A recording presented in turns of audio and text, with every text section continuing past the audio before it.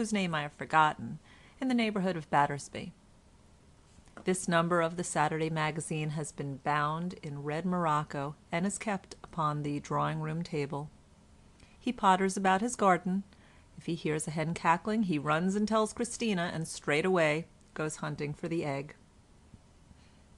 When the two Miss Allabys came, as they sometimes did, to stay with Christina, they said the life led by their sister and brother-in-law was an idyll. Happy indeed was Christina in her choice, for that she had had a choice was a fiction which soon took root among them, and happy Theobald in his Christina. Somehow or other Christina was always a little shy of cards when her sisters were staying with her, though at other times she enjoyed a game of cribbage or a rubber of whist heartily enough, but her sisters knew they would never be asked to Battersby again if they would refer to that little matter, and on the whole it was worth their while to be asked to Battersby. If Theobald's temper was rather irritable, he did not vent it upon them. By nature reserved, if he could have found someone to cook dinner for him, he would have rather lived in a desert island than not. In his heart of hearts he held with Pope that the greatest nuisance to mankind is man, or words to that effect, only that women, with the exception perhaps of Christina, were worse. Yet for all this, when visitors called, he put a better face on it than anyone who was behind the scenes would have expected. He was quick, too, at introducing the names of any literary celebrities whom he had met at his father's house, and soon established an all-round reputation which satisfied even Christina herself. Whoso integer vitae scelerisque puris, it was asked, as Mr. Pontifex of Battersby? Who so fit to be consulted if any difficulty about parish management should arise? Who such a happy mixture of the sincere, uninquiring Christian and the man of the world? For so people actually called him. They said he was such an admirable man of business. Certainly if he had said he would pay a sum of money at a certain time, the money would be forthcoming on the appointed day, and this is saying a good deal for any man. His constitutional timidity rendered him incapable of an attempt to overreach when there was the remotest chance of opposition or publicity, and his correct bearing and somewhat stern expression were a great protection to him against being overreached. He never talked of money, and invariably changed the subject whenever money was introduced. His expression of unutterable horror at all kinds of meanness was a sufficient guarantee that he was not mean himself. Besides, he had no business transactions save of the most ordinary butcher's book and baker's book description. His tastes, if he had any, were, as we have seen, simple. He had £900 a year and a house, the neighborhood was cheap, and for some time he had no children to be a drag upon him. Who was not to be envied, and if envied, why then respected, if Theobald was not enviable? Yet I imagine that Christina was on the whole happier than her husband. She had not to go and visit sick parishioners, and the management of her house and the keeping of her accounts afforded her as much occupation as she desired. Her principal duty was, as she well said, to her husband, to love him, honor him, and keep him in good temper. To do her justice, she fulfilled this duty to the uttermost of her power. It would have been better, perhaps, if she had not so frequently assured her husband that he was the best and wisest of mankind, for no one in his little world ever dreamed of telling him anything else, and it was not long before he ceased to have any doubt upon the matter.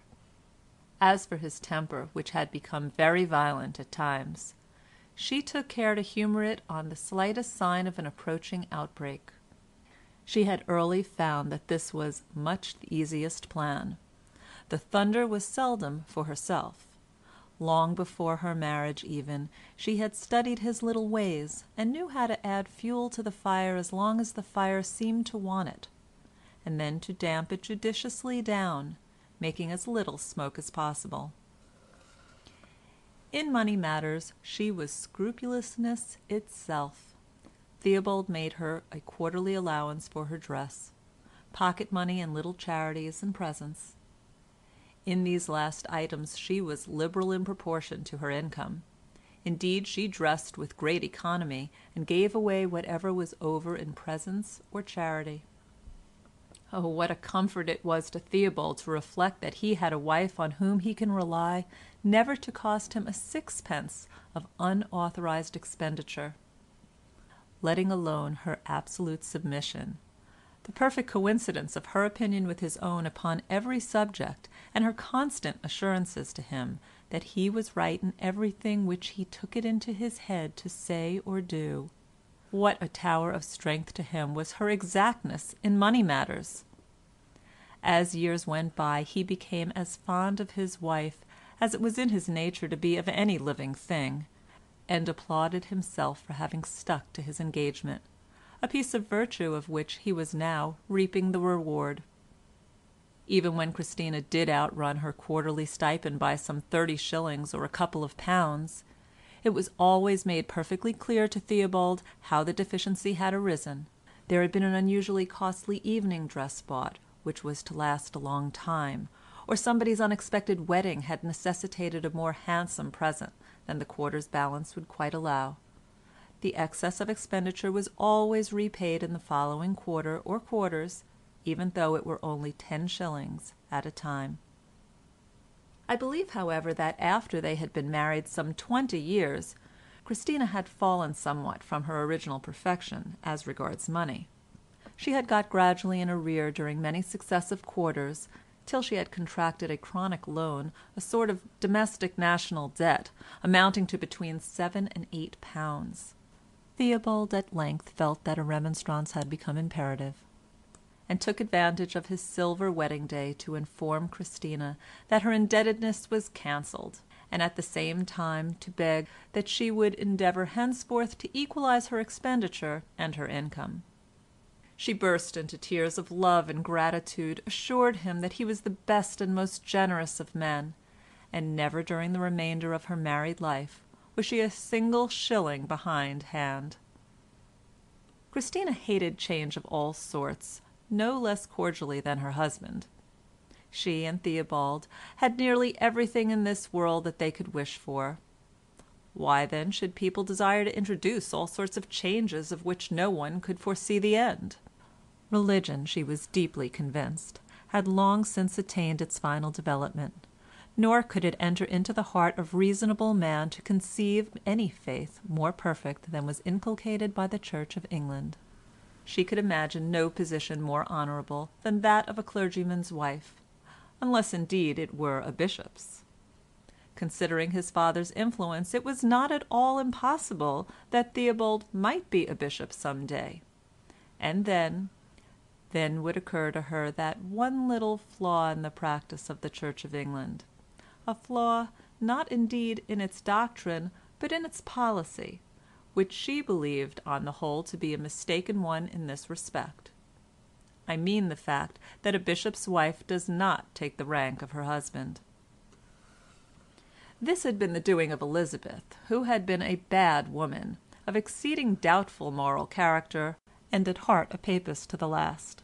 Perhaps people ought to have been above mere considerations of worldly dignity, but the world was as it was, and such things carried weight with them, whether they ought to do so or no.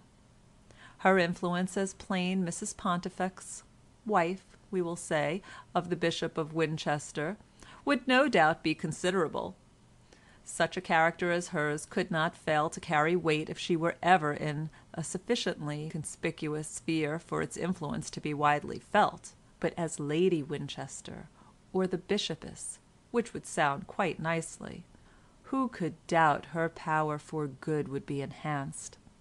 And it would be all the nicer because if she had a daughter, the daughter would not be a bishopess unless indeed she were to marry a bishop too, which would not be likely. These were her thoughts upon her good days.